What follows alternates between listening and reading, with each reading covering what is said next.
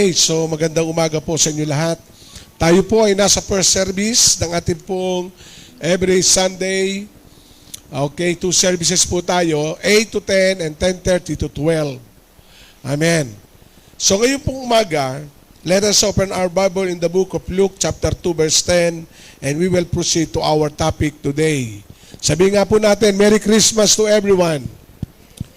Amen. Praise God. Yung ating dekorasyon, no, ay mayroong himig na ibig sabihin sa panahong ito. Amen. But sa bawat isa, napakahalaga na maunawa natin araw-araw Pasko kung alam natin ang dahilan ng tinatawag na Pasko. Amen. Sino dito nagbe-birthday? So ito po yung great celebration ng birthday ng King of Kings, Lord of Lords, no other than the Lord Jesus Christ. Amen. Sabihin nga natin, Happy Birthday, Lord. Kaya napakabuti ng Panginoon. Okay, today, sabi ng Luke chapter 2 verse 10, ngunit sinabi sa kanila ng anghel, huwag kayong matakot, ako'y may dalang magandang balita para sa inyo na magdudulot ng malaking kagalakan sa lahat ng tao. Sabihin natin, magdudulot ng malaking kagalakan. Sabihin nga natin, kagalakan sa lahat.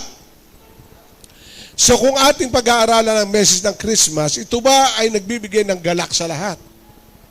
Kung ating bibigyan pansin, ang meaning ng Christmas ay queso de bola, murkon, hamon, mga palamuti sa ating mga tahanan, ay paano naman yung kung wala? May galak ba silang ipagdiriwang ang Pasko? Amen? Kaya dito sa talatang ito, ngunit sinabi sa kanila ng anghel, huwag kayong matakot, ako'y may dalang magandang balita. Sabihin natin, magandang balita. Praise God. At ang balitang ito ang ating pag-aaralan natin. Tingnan nga natin, maganda pa talaga ang balitang ito. Magbibigay ba magdudulot ba ng malaking kagalakan sa mga tao ang mensaheng ito? Amen. Kasi ito yung objectives ng verse na ito, na huwag kang matakot dahil may dalang magandang balita. Kasi sa panahon ngayon ay puro masamang balita ang ating nababalitaan. Amen? Kaya may magandang balita naman. At ang magandang balitang ito ay ang mensahe ng ating Panginoon. Kasi kung ating popokus ang lahat sa masamang balita, masama magiging epekto sa atin. Pero pag tayo nakapokus sa magandang balita, maganda ang epekto sa atin. Amen? Kaya minsan tayo naapektuhan dahil yung balita, ina-absorb natin, ay hindi maganda. Kaya ang resulta ay hindi rin maganda. Kaya ating i-absorb today at sa lahat na nakikinig, yung magandang balita. Amen? Kasi ilang buwan na tayo, no? At March nagsimula. So 9 months, so to speak, talagang nariyan. Pero napakaganda ang mensaheng ito na ating pag-aaralan. Huwag kayong matakot, ako'y may dalang magandang balita. Inuulit ko, magandang balita, maganda resulta. Pag pangit ang balita, pangit ang resulta sa atin. Nakuha niyo po ba ako? Kaya, ang kailangan, alam natin kung paano ito tanggapin. Ang meaning ng Christmas, marami. Nung aking binisita po yung mga symbols, napakarami. Pero kaya daw may Christmas tree at meron daw tala sa taas. Sino may Christmas tree? No, hindi masama ang magkaroon ng Christmas tree. Amen po ba? Yung nga lang, depende sa mensahe. Kasi trees speak about the wood and the cross. And the stars speak about the message of the cross. Kaya makita natin no, yung tatlong wise man ay hinanap nila ang bata, ang sinilang na Mesaya, ang nagbigay gabay sa kanila ay ang tala o star.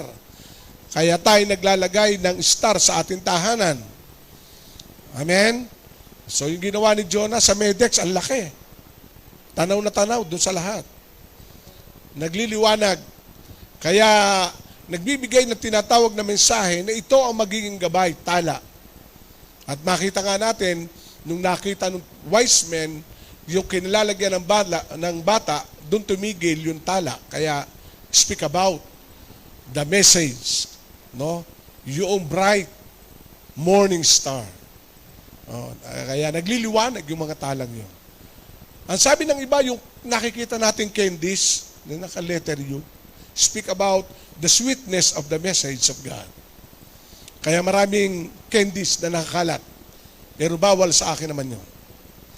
Message. Ito daw mga balls na ito, yan. Mahukulay dahil speak about the covenant of God. Yung tinatawag na rainbows. Different color. Na ang sabi ng Diyos kay Noah, hindi ka na muling gugunawin ng daigdig at ito'y inilalagay ko sa inyo. Nagpasipol ang Panginoon na isang bahaghari. Kaya iba-iba kulay. Hindi naman masama yan. Amin po ba? Kasi kung ano mensahe sa'yo. Isineselebrate natin ng Pasko, ang sabi ng iba, yan daw ay pagano. Yan daw ay na westernized tayo. Na hindi naman talaga dito. Pero hindi naman natin sineselebrate si Santa Claus. Nakuha niyo po ba?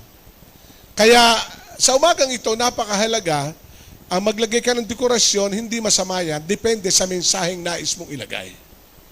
Amen? Kaya maging sa mga ikakasal, meron ding mensahe.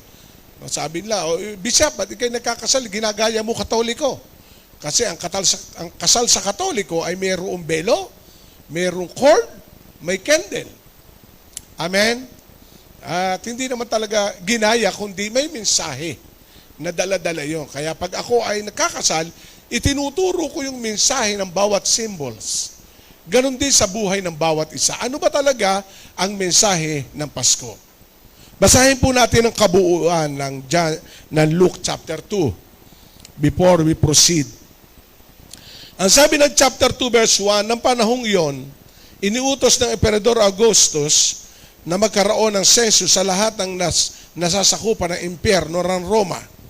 Ang unang census na ito ang ginawa ni Serenio, ang gobernador ng Syria.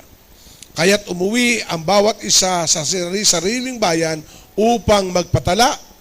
Mula Nazaret, ito'y isang lungsod ng Galilea, si Jose ay pumunta sa Judea, Bethlehem, sa bayang sinilangan ni Haring David, sapagkat siya'y mula sa angka ni David.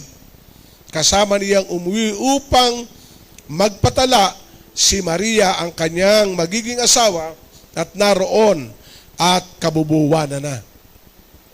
Isinilang niya ang kanyang panganay na ito'y lalaki, binalot siya ng lampin, ang sanggol ay inihiga sa isang sabsaban sapagkat wala ng lugar para sa kanila sa bahay panuluyan.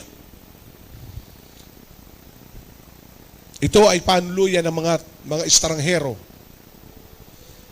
Sabi ng iba, motel. So yon. Verse 9, lumapit at tumayo sa kalagitnaan nila ang isang anghel ng Panginoon at na nagniniliwanag sa kapaligiran nila na nakasisilaw, kaluwalhatian ng Panginoon, ganun na lamang ang kanilang pagkatakot. Ngunit sinabi sa kanila ng anghel, huwag kayong matakot. Ako'y may dalang magandang balita para sa inyo na magdudulot ng malaking kagalakan sa lahat ng tao. Isinilang ngayon sa bayan ni David ang isang tagapagligtas, ang Kristong ating Panginoon. Bigla nilang nakitang kasama ang anghel isang malaking hukbo. Verse 12, ito ay ang palatandaan, matatagpuan niyo ang isang sanggol na nakabalot sa lampin na nakahiga sa isang sabsaban. Verse 13, bigla nilang nakitang kasama ang anghel ang isang malaking hukbo ng mga anghel sa kalangitan. Sila'y nagpuri sa Diyos at umawit. Papuri sa Diyos sa kaitaasan at sa lupa ay kapayapaan sa mga taong kinalulugdan niya. Nang makalis na ang mga anghel pabalik sa langit, ang mga pastol ay nag-usap-usap, tayo na sa Bethlehem. Ang Bethlehem ay kung tawagin ay the place of bread. So the book of John, Jesus Christ called the bread, the place of bread. Nagmamadali sila pumaraon, natapuan nila si Maria at ang sanggol na nakahiga sa sabsaban. Isinaysay ng mga pastol ang sinabing anghel tungkol sa sanggol. Namangha ang lahat ng nakarinig sa sinabi ng mga pastol. Tinandaan ni Maria ang mga bagay na ito at ito'y kanyang pinagbulay-bulayan. Umalis ang mga pastol na nagpupuri sa Diyos at nagpapahayag ng kanyang kadakilaan dahil sa lahat ng nangyari nila at nakita, ayon sa sinabi sa kanila ng anghel. Purihin ang Diyos sa pagkabasa ng kanyang salita. Mapapansin natin dito, ilang beses na sinabi na nagpuri sila sa Diyos. Nung matanggap ng anghel ang mensahe, nagpuri sila sa Diyos. Nung inihayag ng anghel sa mga pastol ang mensahe, nagpuri sila sa Diyos. At nung nakita nila sa Maria at Jose, nagpuri sila sa Diyos. Alam nyo, ang kasaysayang ito ay alam natin na katuparan ng lahat ng propesiya. Lahat na nangyayari katuparan ng mga pangako ng ating Panginoon. Naniniwala po kayo diyan. Alam natin ang pangako ng Diyos ay may darating na isang Mesaya. Ipapanganak. At ito na nga ang katuparan. So makikita natin dito, God is a God of promise. He delivered and fulfilled what He promised. Kaya ito ay katugunan sa bawat inihula ng mga propeta noong unang panahon. At mayroong dalawang tao noon, si Simeon at si Ana, na naghihintay at ang sabi nga ay darating ang manunubos. Buksan natin ang ating Bible sa Luke chapter 2. Let us read, tingnan natin sa verse 29. Ang sabi ng verse 29 sa Luke chapter 2, ngayon, Panginoon, maaari na pong yumaong mapayapa ang iyong abang alipin ayon sa inyong ipinangako. Ang nagsasalita dyan ay si Simeon. Dahil may pangako sa kanya na huwag kang matakot. No, ang inyong hinihintay ay malapit nang mangyari at hindi ka mamamatay hanggat hindi mo nakikita ang tinatawag na pagliligtas. So, ang ibig sabihin, may managhihintay sa bawat pangako. Amen? O, kaway-kaway, may hinihintay ka ba? Yes. Everybody. Hindi na sa patungkol sa kaligtasan sapagkat ito'y nangyari na anong panahon nila Simeon. And everybody, meron po tayong hinihintay. Dito ipinapakita na ang lahat ng hinihintay ay nagkakaroon ng katuparan at kasagutan. Kaya na ituro ko noong nakaraang linggo na wait upon the Lord, no? It's like an eagle. Hindi siya napapagod. Amen? So dito sa verse 30, yamang nakita na po ng aking mga mata ang inyong pagliligtas. Inyong inihanda sa harapan ng lahat ng bansa.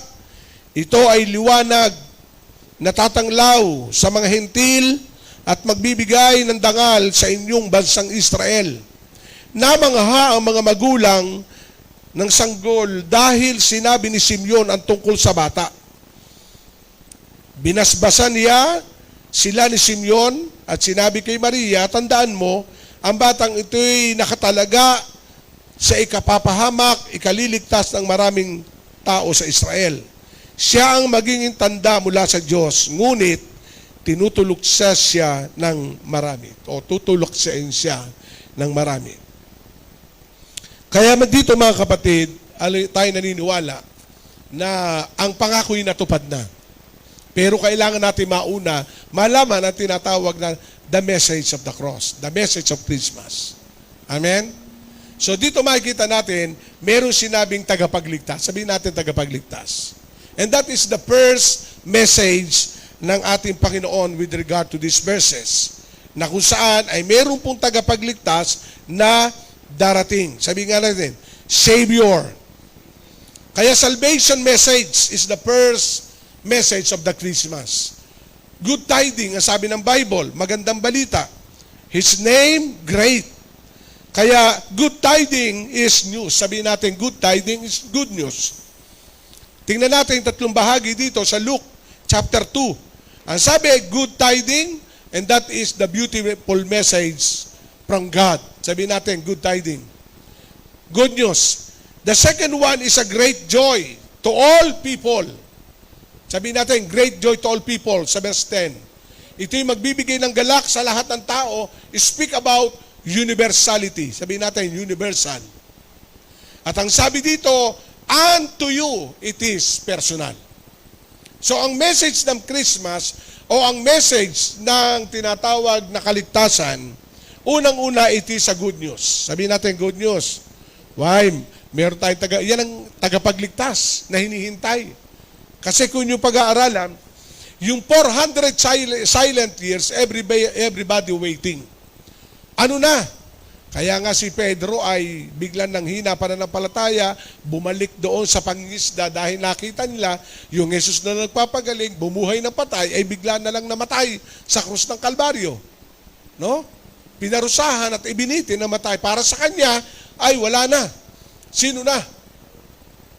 So, purihin ang Panginoon. Subalit, nung ang Panginoong Jesus ay nag-resurrect, una niya sinabihan, sabihan niyo at huwag niyong kakalimutan si Pedro.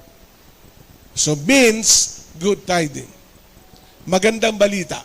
At ang magandang balitang ito hindi lang para sa iisa. The great joy to all people speak about universality. Universe. Universal, lahat. Matanda, mayaman, mahirap, nasa pulubi man ikaw, anuman ang iyong sektor, mararanasan mo ang great joy. Amen? Sabihin natin great joy. And the last one dito po sa aking word is unto you means personal. Mangungusap ang Diyos sa atin personally. Sabihin natin personal. Kaya yung mensaheng ito, good tiding, the good news, is to all people, para mayroong joy and to everyone. Kaya tayo nagpapasalamat, kasama tayo doon. Amen? Wala man tayong Christmas party, pero may Thanksgiving naman tayo. Wala ka mang anumang bagay na meron ka nun last year, di ba? Amen? Meron kayong reunion, may queso de bola, may hamon. Oh, wala ka man ngayon, pero merong great joy. Because the good news is, we are saved. The Lord God, our Savior. Sabihin natin, Savior. Sabihin natin ulit, Savior. Ano ang ibig sabihin ng tinatawag na Messiah? The Savior. Emmanuel. God is with us. Maraming din pangalan na sinabi. Prince of Peace. The King of Kings. But the first thing with regard to salvation, offered, delivered, and fulfilled. And that is the first meaning of Christmas is thank you, we are saved. Kasi ang tao talaga ay kandidato lahat tayo sa impyerno. Dahil ang tao ay nahiwalay sa Diyos because of sin. The great separation will happen to all humanity, to every one of us, because of our sin. Amen? Alam natin ito. Lahat tayo ay napahamak, lahat tayo nagkasala, at wala pong nakarating sa panuntunan ng Diyos ayon sa Romans chapter 3, verse 23. Hindi tayo lahat nakaabot. Nakuha niyo po ba? But praise God, when Jesus Christ came, He will be the mediator between the Father and us. Siya yung umako ng lahat ng kasalanan. Kaya the word Savior speak about our personal deliverance, picture as a sacrifice. The Savior. Siya na'y napako sa krus after. Amen? Kaya mga kapatid, tayo na delivered na. Sabihin natin, I am delivered. Pag sa usapan ng deliverance, ito yung unang ginawa ng ating Panginoon. You are no longer slave. Slave tayo sa Panginoon. Sinabi naman niya ng Panginoon. Pero hindi tayo slave ng anumang gawa ng kaaway. Because of Jesus delivering us. And He is the sacrifice. Kaya makakalapit tayo sa Kanya, Ama, Ama ko. Amen? Dahil ang Panginoong Isus na ang naging tagapamagitan. Kasi nung unang panahon, Savior din kung kilalanin si Moses. Because the deliverance of all Israelites from the bondage of the king. Nung sila ay inihati doon sa lupang pangako, kaya Moses speak always Savior also. But dumating ang sandali, nawala si Moses. Nagkaroon ng tinatawag na kaunting pagkakamali. Alam naman natin ang history. Joshua is also speak about the Savior during that time. Kung sino yung mga pinipili ng Panginoon ay nangunguna, pinalalaya ang maraming tao. Pero lahat ng yan ay nagkamali. And every servant of God, every prophet rises from the Old Testament and to New Testament to speak about the Savior. Pero makita natin lahat sila dumaan sa lahat ng tukso at bawat isa ay bumagsak. Nakuha niyo po ba? David is also called the Savior during his time as a king dahil the deliverance of the kingdom. Pero one day, yung super lakas na makipagdigma, libo-libo pinapatay according to from the Bible. Si Saul, libo-libo, si David, 10,000 libo. Nung siya nailuklok bilang king, as a savior also, small letter S. But one day, nagkamali din nung dumaan siya sa tukso. Samson also called the savior during that time sapagkat siya yung malakas na lalaki na nagtatanggol sa kaharian. But when the temptation come kay Delilah, Samson fall down again. But praise God, one day, the baby born Jesus, he grew up. In Luke chapter 2, verse 52, the wisdom and knowledge ay nasa kanya. And he get the favor of God and men. Pero nung lumaki na rin at nagminister, dumaan din sa tukso. Pero bobo si Satanas sapagkat ang kaharap niya hindi si Moses, ang kaharap niya hindi si Elisha, si Joshua, sila Samson, sila David, sapagkat during that time, ang kaharap niya is the Son of the living God. Qualified Savior. Akala ng demonyo si Kristo ay namatay sa krus ng Kalbaryo, tagumpay siya. Kaya nung pinamimili sa harapan ni Haring Herodes, sino palalayain ang pinili, ay ang palayain ay magnanakaw. Si Kristo yung sabi, ipako sa krus, sapagkat akala nila, that is the end of Jesus. Pero hindi na alam ang pagkapako sa krus at pag siya'y nabuhay na muli, doon siya magre-reign as a Lord and Savior of every people. Amen? Amen. Kaya we are blessed. Dahil ang Diyos sa kinilala natin ay namatay pero nabuhay.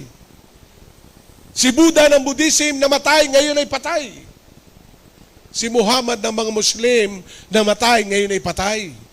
Pero si Jesus ng Kristyanismo namatay, nabuhay. Siya ang tagapagligtas na nanatiling buhay hanggang sa ngayon. Kaya we are no longer slave. No? Wala ka na sa sumpa. At ni kailan hindi tatalab sa iyo ang sumpa sapagkat ang dugo ni Jesus na tumigi sa krus ng Kalbaryo ay makapangyarihan na bumalot at tayong lahat ay tinubo sa sumpa. Kaya after Jesus, nung siya ay nagkaroon ng resurrection, the sacrifice of Jesus ay nagpapatunay na siya lamang ang Diyos at tagapagligtas at ating Panginoon. Amen? Kaya, anuman ang ating nakalipas, the message of Jesus, the Christmas, is deliverance to every one of us. Sabi mo, wala ka na sa sumpa. At hindi tatalab sa iyo ang sumpa. Kasi sabi ng Bible, ang sumpang hindi nararapat ay para lang ibon na lilipad-lipad, walang mapugaran. Tayo'y pinagpala. Amen. Hindi tayo swerte. Sabi kasi, ang swerte naman ng mga anak mo. Ang swerte, minsan wala, minsan meron. Pero ang lahat ng Kristiyanong tinubos ng Kristo, hindi ka swerte kundi ikaw ay pinagpala ng Diyos na buhay. Amen? He is our Savior. May tagapagligtas ka. At katulad ng sabi ko, the word meaning salvation o Savior ay zozo. Ang ibig sabihin, it is not speaking about salvation of our soul. Kahit tayo nasa lupa, ligtas tayo. Amen? Honestly, itong 3 days, kami ni Missy, biglang namula mata ko. Pero hindi niya alam, iba pakiramdam ko. Kahiga ako, pray, Lord, you are my Savior. Diretso pa rin ako sa visitation. Ay napuntahan namin ni Jen, nakakaintinding kaunti sa nangyayari. Hindi nasundot. Infection, hindi. Dito na infection, sabi ni Mrs. Alam nyo, may pumutok na litid dyan. Buti hindi dito. Yung mata daw. Pero wala kang nararamdaman. Amen? Kasi ang kaaway talagang kikilos at kikilos yan. Pero hindi para ikaw iyupo, kundi lalo kang itayo ng ating Panginoon. Sabihin natin, He is our Savior. Kaya sabi dito sa Luke chapter 2 verse 29, na napakaganda dito, natutuwa si Simeon sapagkat ang sabi niya, your servant now is ready to depart. Para na gustong umuwi dahil nakita na ang pagliligtas. Kaya sabi ng verse 24, binasbasan niya ni Simeon at sinabi kay Maria, tandaan mo, ang batang ito'y nakatalaga sa ikapapahamak o ikaliligtas ng marami sa Israel. Siya ang magiging tanda mula sa Diyos, ngunit tutulik sa siya ng maraming tao. Speaking about the cross, the sacrifice of Jesus. Amen? Kaya alam natin ang Panginoon ay buhay. Sabi natin, I have a Savior. Sabi ni Savior, tagapagligtas, pag-asa. At nung inaayos ko to, dito pala sa ating Laguna ay may kinilalang Savior noong 1960s. Nangyari just sa may Kalayaan. Pinikula ni Fernando Asidillo. Kilala mo may mga edad si Asidillo? Parang siyang heroes, Robin Hood. Gumagawa dito sa mayaman, ibinibigay sa mahihirap. One. Sabihin natin, anointed one. Ang anointed one, the Son of God, picture himself a fulfillment of all promises and prophecy beginning at the Eden. Tingnan natin. No? Sa yung kinote doon sa Genesis chapter 3, verse 15, yung anointed one, yung makapangyarihan na dudurog sa ulo ni Satanas. Basahin natin ang Genesis 3:15. And I will put enmity between you and the woman, and between your offspring and hers. He will crush your head, and you will strike it head. Ang sabi dito. Genesis chapter 3 verse 15. Thank you. Ang sabi dito, kaya kayo ng babae aking pag-aawayin, binhimot binhin niya'y lagi kong paglalabanin. Ito yung prophecy. Ang binhin niya ang dudurog sa iyong ulo at sa sakong niya'y ikaw ang tutuklaw. And that is the prophecy of Jesus. Kasi alam naman natin, ang ating ninuno ay na-deceive. No other than Adam and Eve. Right? Nakuha niyo po ba? Hello? Para bang that time, nakuha yung authority, yung power na ibinigay kay Adam and Eve, the very identity given to Adam and Eve. Pero there is a prophecy. Kasi babae naman ang unang tinukso, di ba? Nakuha niyo ba? Nung si Adan ay nagpapangalan ng lahat ng mga nilikha ng Panginoon, mga wild animals, pinapangalanan niya, giraffe, everything. Si Eve naiwan. At nung naiwan po yung babae, ay dun nagkaroon ng tukso ang kaaway. Ang ibig sabihin, talagang dun nagmula. Pero there is a prophecy. Ang binhi din ng babae ang dudurog sa'yo. And one day, Mary ay merong sanggol sa sinapupunan nung ipinanganak. Ang ahas sa book of Genesis ay dragon sa aklat ng Revelation. Pero, because of the anointing of Jesus Christ, the enemy is now defeated. Because Christ means the anointed one. He is the anointed one, the powerful. Hindi lang tayo liligtas, hindi lang tayo di-deliver, but Christ is our great, sabihin natin great, deliverer. And He is the anointed one. Kaya makikita natin, nung sinabi ni Jesus Christ sa Matthew chapter 18, Who do people say I am? Sabi nung maraming tao, Jeremiah, John the Baptist, one of the prophet. And Peter, who? Sabi ni Peter, you are Christ. Hello? Hindi sinabing, you are Jesus.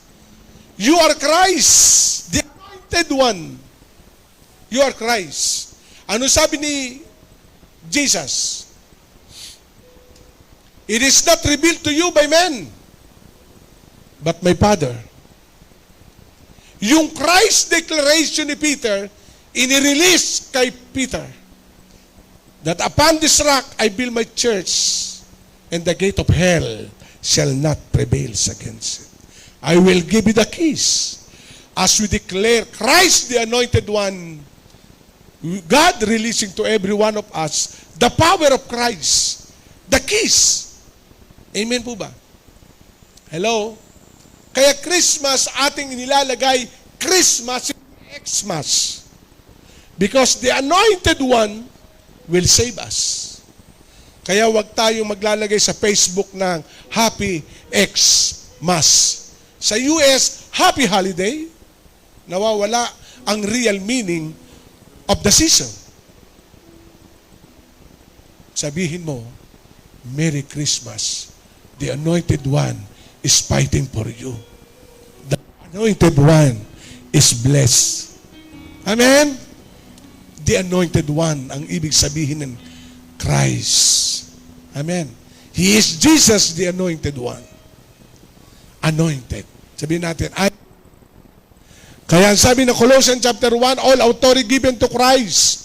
Heaven and earth, throne, kings, every authority. Ang sabi ng Bible ay nasa kamay ng Panginoon.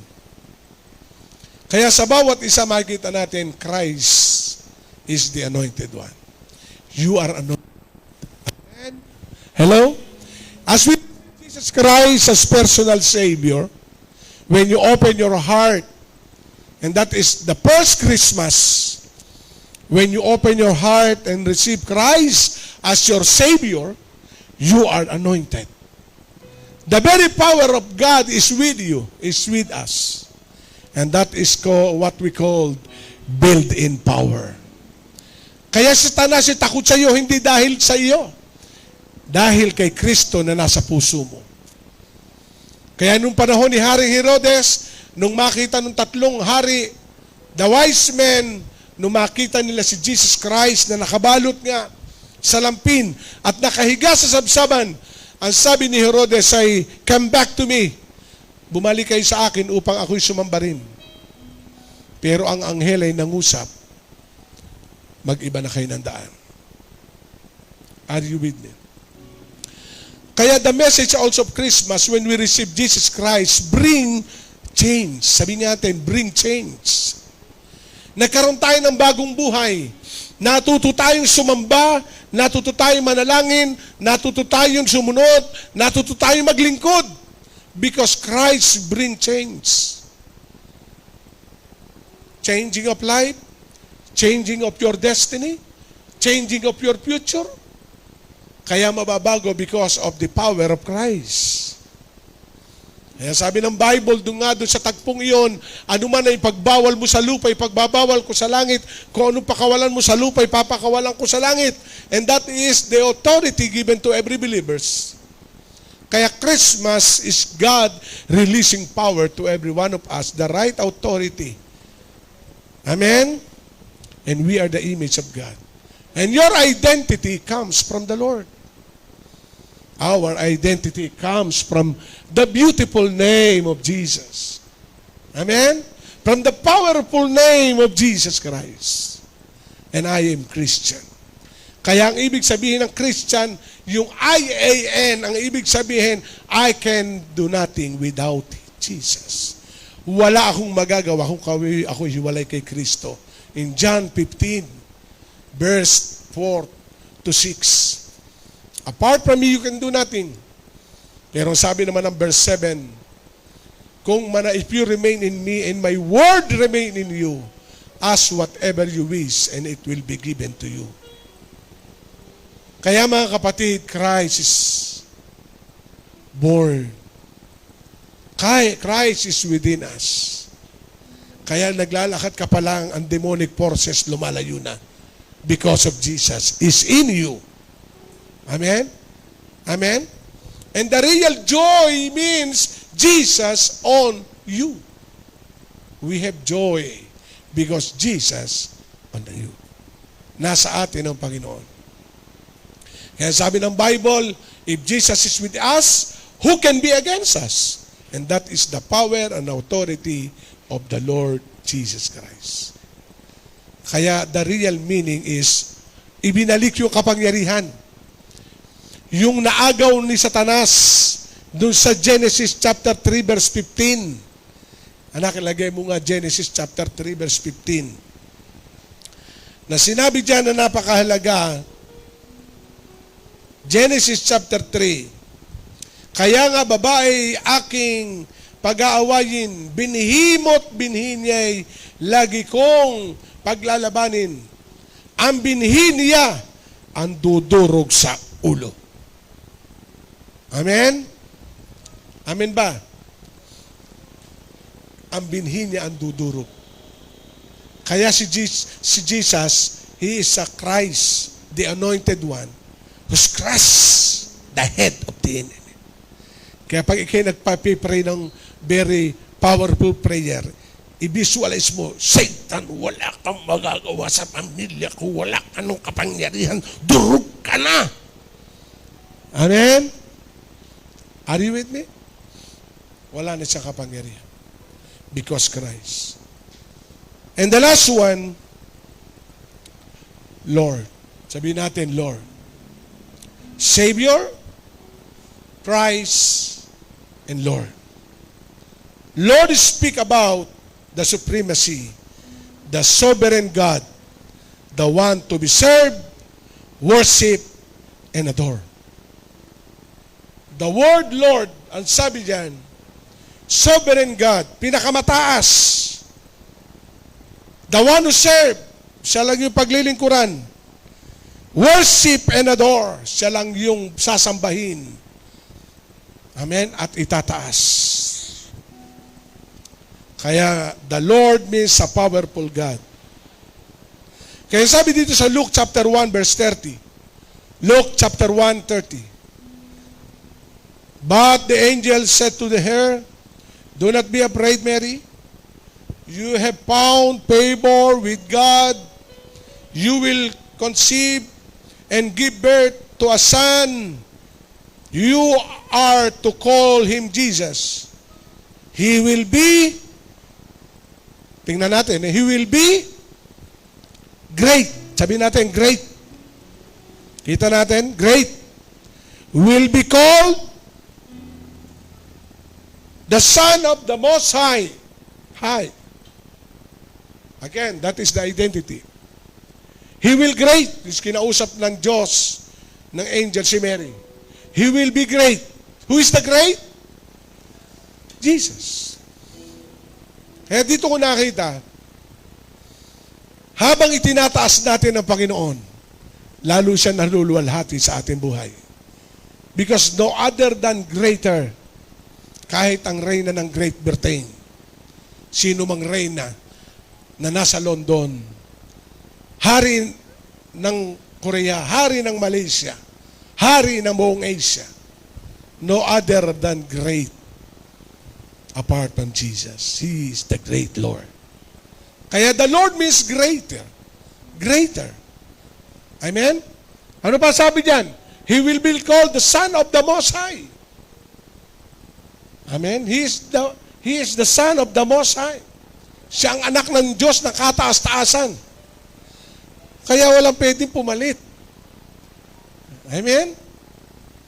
The Lord God will give him the throne of his father, David. Siya lamang yung nasa trono. And that is the Lord Jesus Christ. Kaya, ang itinataas dapat sa Kapaskuhan ay ating Panginoon. The great Lord is our shepherd. Sabihin nga natin, our shepherd. The great Lord is our leader, leading us. At ang sabi ng Bible ay sa verse 33, Luke chapter 1, 33, 33, and He will reign over Jacob descendant forever. His kingdom will never end. His kingdom will never end. Kaya si Herodes, takot na takot nung unang panahon, kaya gusto niya ipamatay. Kasi alam naman ni Herodes na mayroong darating na hari ng mga hari. Ay si Herodes ang hari noon. Sakim sa kapangyarihan. Kaya sabi niya, papatay kita. Amen? Pero hindi niya alam, the great king, hindi lang magre-reign sa lupa, kundi sa langit. He will reign forever. Kaya nothing to worry because our King, our Lord, reign forever.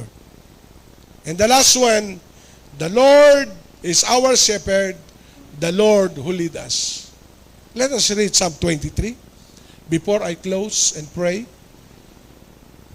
Gusto ko ating i-quote ito powerfully. Tayo tumayo. Psalm 23, the Lord is my shepherd.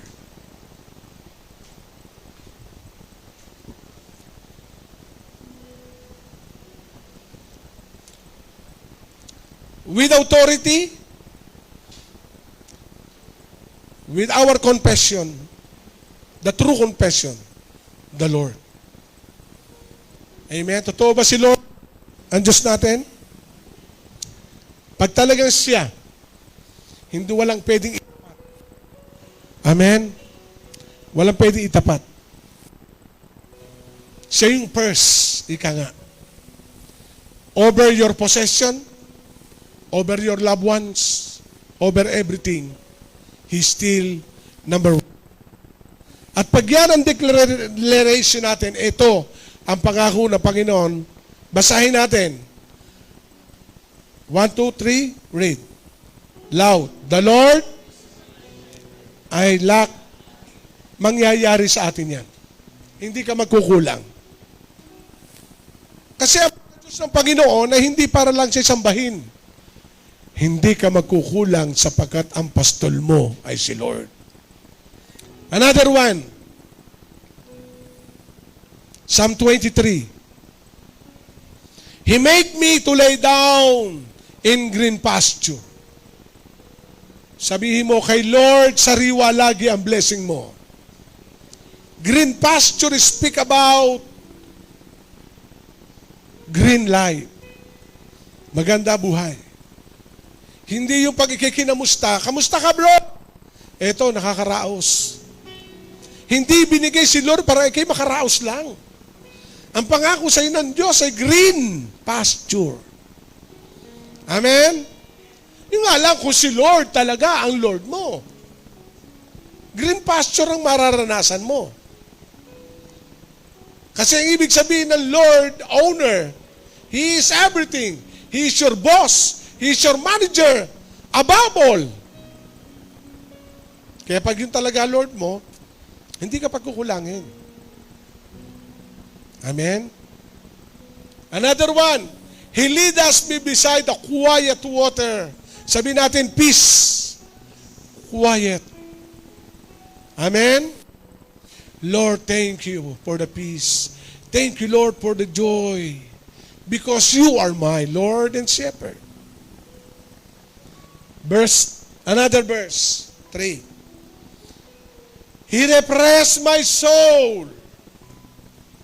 Kaya kung si Lord ang iyong Lord talaga, walang dryness ang iyong soul. Hindi ka matutuyuan. Yung para bang ayoko na mag-pray, ayoko na sumunod sa Lord, ayoko na sumamba. Pero pag talaga si Lord, ikay nasa pasture, repress ka lagi. O tinan mo yung kalapit mo, press na press.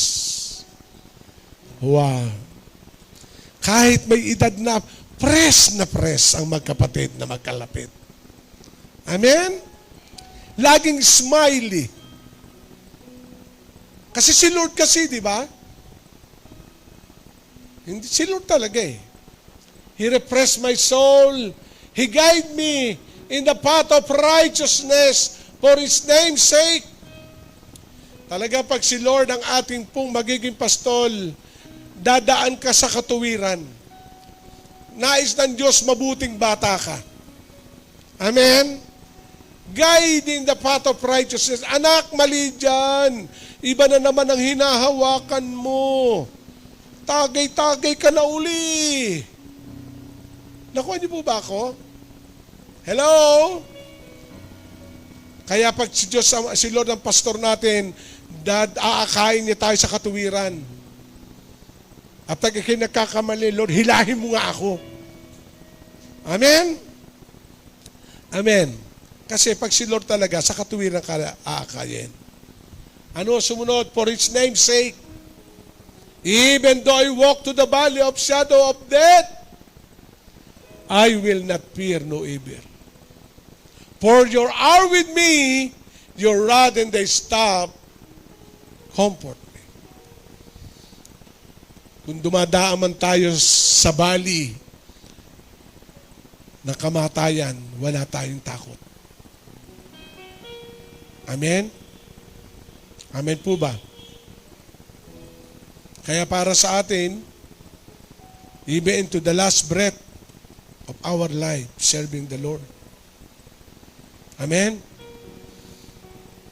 Dumalo po ako ng LJM, PJM pala. I'm so excited na meet ko uli ang aking pastor, si Kuya Ed. Alam niyo, habang ako'y nagsasalita, it is true. Ako'y umiiyak. Habang siya'y nagsasalita, sabi ko, Lord, narinig ko na naman ang aking pastor. Amen po ba? Hello? Kahit malayo, pumunta kami. Sama ko niya. Hindi para magpa-attendance, kundi, Lord, gusto ko umupo sa pangaral ng aking pastor. Kasi naborn again naman ako dahil sa kanya. Nakuha niyo po ba ako? Habang ko'y nakikinig, umiiyak ako, Lord, thank you. Ang lakas-lakas pa ng pastor ko, 74 years old, nag-preach pa. Amen? Amen po ba? Kaya inilagay ko doon, if you honor the root, the Lord out the fruit. Umuwi ako, galak na galak ako. Amen? Amen po ba? Yun ay pastor ko. How much more ang Lord? Pag si Lord talaga, pastor mo, si Jesus Christ, aba, ano man dumaan dyan, your rod and thy staff will comfort me. Amen? Amen po ba? Kaya we're so excited because we are blessed because we have a Lord who shepherd everyone, who leading us to the righteous path. Kaya sumunod lang tayo na sumunod. Amen? Ano sabi ng verse 5? Ang ganda. He prepared a table before me in the presence of enemy. Listen to this. Yung nagmamak sa'yo, dinuduro-duro ka nung araw. Nako, babaksak yan. Remember this. In front of your enemy, God will prepare a table for you. Nasasabihin nila, totoo nga ang Diyos ni Jedediah. Di ba? Yung nagmamak. Kaya sabi nga ng Lord vengeance is mine. Ano man ang sabihin sa inyo, huwag kayong gaganti.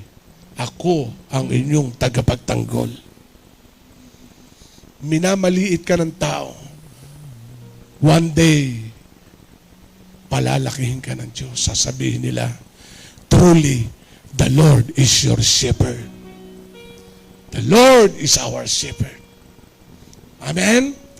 He prepared a table before you in the presence. Sa harapan nila. Tinan mo yan. Why? Because the Lord is your shepherd. You anoint my head with oil. The anointing again from the Lord. And your cup overflow. 2021, everyone's cup will overflow. Aapaw. Amen? Because ang pag-aapaw nanggagaling sa shepherd. Who is the Lord? My shepherd, my leader, the author and the finisher of our faith. He is the Lord. Hindi lang siya yung Lord na sinasamba natin. Siya yung Lord na mag-aalaga sa iyo. Siya yung Lord. And the last one, verse 6. Surely, sabihin natin, sure. Sa shepherd, sure. Hindi tayo nagpapachamba-chamba sa Lord. Sigurado lagi siya. If the Lord is our shepherd. Kaya let us raise the name of Jesus. Glorify His name. Ano man ang nangyayari, lift the name of Jesus. Adore Him, adore Him. Lord, pinupuri ka namin. At ano sabi? All the days of my life, surely goodness and mercy all the days of my life. Goodness and mercy shall follow me all the days. And the last one, this is the beautiful thing. I will dwell in the house of the Lord forever. Hindi lang sa langit yan. The house of the Lord is the presence of God. Wherever we are, let us declare the presence of God. Because God changed everything. And that is the real meaning of Christmas. To be His Savior, as Christ, the anointed, the powerful, and the Lord, the one who adore and worship Him. He is our shepherd. He is our shepherd. Let us worship Him. Exalt the name of Jesus, the Christ, the Anointed One, and the Lord our God. Let us sing praise. And everybody with breath. Sambahin natin ang ating Diyos. Let us adore His name. Raise His name. Purihin natin pag ang ating Diyos na pastol ng ating kaluluwa. Oh, oh.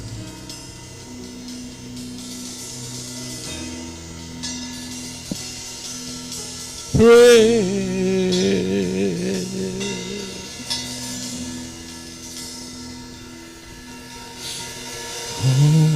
Holy night, the stars are brightly shining. It is the Tas natin mga kamay. of our dear Savior's birth. Long lay the world In sins and mortal pride, till He appeared. and the soul felt its worth. A thrill of hope, The weary world rejoices, for yonder breaks a new and glorious morn. Fall on your knees, oh, hear the angel voice.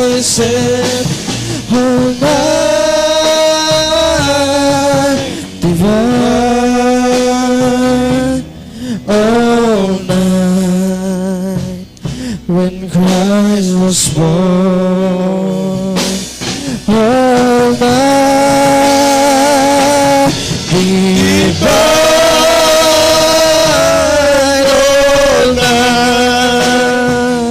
oh, my divine. Sing it, fall on your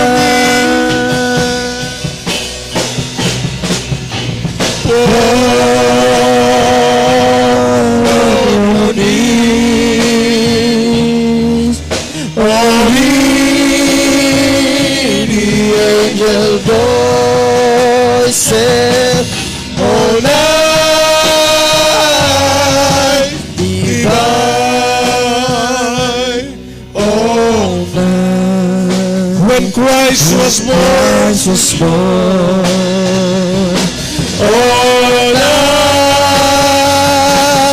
divine,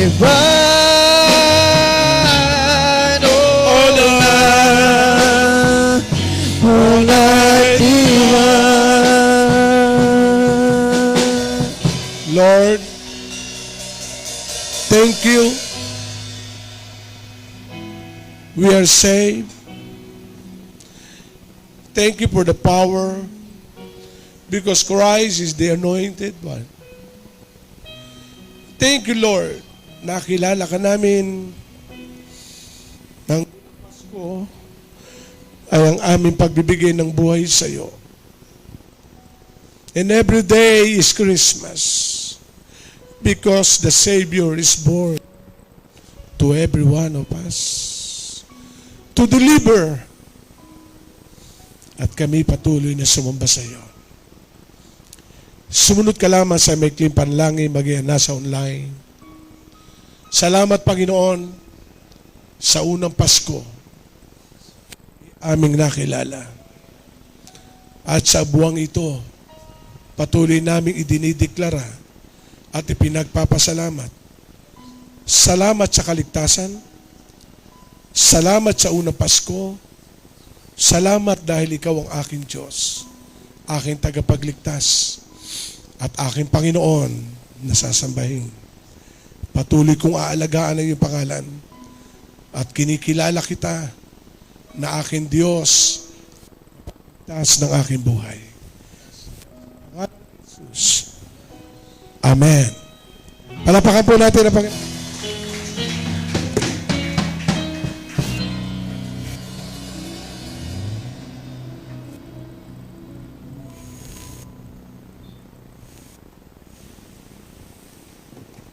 Hello, yan. Magandang umaga po sa ating lahat. Narito po muli tayo sa ating tithes and offering. Amen. Pag nakikinig po natin yung tithes and offering, tingnan niyo po yung katabi niyo kung nakangiti pa. O baka nagbago na yung mukha. Naging poker face na. Di ba dapat po tayo ay masaya kasi yes, tithes and offering na. Isa nga po diyang sigaw ng yes, tithes and offering na. Amen. Be excited po tayo. Amen. So, nag-uusapan po natin kanina yung symbols. Di ba po, lahat nga po ay may symbol. Sa atin po, ano po kaya yung symbol of giving? Amen po ba? Ano ba yung ibig sabihin sa atin pag tayo ay nagbibigay? Amen. Di ba po, sinabi ni Bishop, kung gaano po tayo ka-blessed, kasi po tayo ay saved, tayo may anointed one, tayo ay may shepherd, may savior. Amen po ba? If only we will understand po na grabing blessing tayo, blessed na po talaga tayo, ito pong tithes and offering ay parang ibibigay natin ng naturally na. Amen po ba? Amen. Sabi po sa Colossians chapter 1 verse 16, sabi po dito, for by Him all things were created in heaven and on earth, visible and invisible, whether thrones or dominions or rulers or authorities, all things were created through Him and for Him. Amen po. Including all the blessings na binigay niya po sa atin is for Him. Amen po ba? Amen. At alam ko po yung pong pagbibigay ng ating 10% ay talaga pong it is not making sense most of the time sa world, sa tingin ng mundo. Amen po ba? Kasi imagine, kulang ka na nga tapos ibibigay mo pa yung 10% mo. Amen pa? Plus yung offering mo pa. So understand po na talagang in the view of the world, what we're doing po when it comes to tithes and offering, at saka po yung ating po mga ginagawa sa Christianity po, it won't make sense kasi hindi naman po ito ang ating citizenship. Amen po ba? Sabi sa Philippians chapter 3 verse 20, But our citizenship is in heaven, and from it we await a Savior, the Lord Jesus Christ. Amen. So our citizenship po is in heaven. Kaya iba po yung ating pong ginagawa. Ang sinusunod po natin na hindi yung tingin ng mundo, amen po ba, kundi ano yung sinabi sa Word. Amen. At alam niyo po, ako po magte-testify, bilang pong isang young pro, talagang hindi ganun laging madali magbigay ng 10%. Akala nyo lang po talagang ang daming pera. Pero every tithes and offering, talaga din pong challenge. Amen po ba? Kaya po nagpapasalamat ako sa Lord na every time na maibibigay yung 10% is, Lord, salamat sa grace mo kasi dun sa heart na binigay. Amen pa ba? Para maibigay yung 10%. At alam niyo po, nung pong, di ba po, as you all know, yung pong aking pong trabaho before sa Makati, tapos ako po ay nag-resign para po dito sa San Pablo, nahati po siya ng 1/3. 1/3 po yung sahod na nakuha ko na lang. So talaga pong challenge. Challenge po talaga. Every time matitingin ka sa ATM, minsan ayaw mo na lang tingnan. Kasi po talagang 10% plus offering. Amen po ba? Ang hinahanap pa po natin is kung ano yung masakit na ibigay. Di ba po? So pag naibibigay po yun, so nagpapasalamat nga po ako sa Lord. At alam niyo po, all the more na nagbibigay po ako ng 10%, all the more nare-realize ko na pat ganun, parang mas dumami. Mas dumami yung tawag to na iipon, mas madami ko na nalalasa po na experience sa pera ko kesa dun sa nung ako ay nasa Makati. Amen po ba? So doon papatunayan po natin na tapat talaga ang Lord. Hindi siya nagkukulang. Siya po yung ating shepherd at masabi po natin na we lack nothing. Amen po ba? Kaya po wag po tayong matakot na gawin kung ano po yung sinasabi sa Bible. Amen po ba? Kasi it only proves kung saan yung citizenship po natin. Amen po ba? Amen. So yun lang po yung aking gustong i-share. Tayo po ay mag-pray. Ayan, Lord, salamat Panginoon sa umagang ito. Salamat Lord dahil na-reveal ka muli sa amin, Panginoon. Na-realize namin kung gaano kami ka-blessed, Panginoon, to have you, Panginoon, Lord, as our Savior. And Lord, salamat sa lahat pa ng mga blessings na ibinigay mo at ibibigay pa sa amin. Panginoon, patuloy namin natasa yung aming mga ikakaloob, Lord, yung aming mga tithes and offering, Panginoon. Salamat, God, dahil alam namin na kami po ay iyo na, Panginoon. Alam namin itong mga blessings na binigay mo sa amin, itong tithes, itong money, Panginoon, Lord, is for you. Lord, ikaw po ang patuloy na magpala sa bawat isa, sa mga businesses, sa mga may trabaho, Panginoon, at sa mga hahanap pa ng trabaho, Panginoon, Lord. Patuloy ka namin mag-glorify sa lahat ng aming gagawin, Panginoon, sa aming pagbibigay din. Salamat, God, to you all the glory, thanksgiving, and praise in Jesus' name. Amen. Purihin ang sininila Panginoon ng sanlibutan, siyang nagdulot ng kaligtasan sa lahat. Kaya't siya'y dinakila, Diyos amang mapagmahal, at binigyan ng pangalan na higit sa lahat. Ang Mesyas ng Pasko, kapayapaan ng buong mundo. Maligayang Pasko, magmahalan tayo. Okay, so praise God. Tayo po tumayo sa ating pagwawakas. Then after this, may short meeting tayo. Inayos lang natin close sa prayer. Lord, maraming salamat, dakilang Diyos, sa umagang ito, sa aming first service. Thank you for the word. Thank you for the strength. And thank you for all the blessing. Sa aming pag-uwi, ingatan mo kami. Sumami na pag-ibig ng Diyos Ama, pagkapalan ng Diyos Anak, at ang pakipisan ng Santong Espiritu. Salamat, dakilang Diyos. Ito pong aming dalangin sa pangalan ng iyong anak na si Jesus. Ang lahat ay magsabi ng Amen and Amen. Okay, hula po tayo sandali.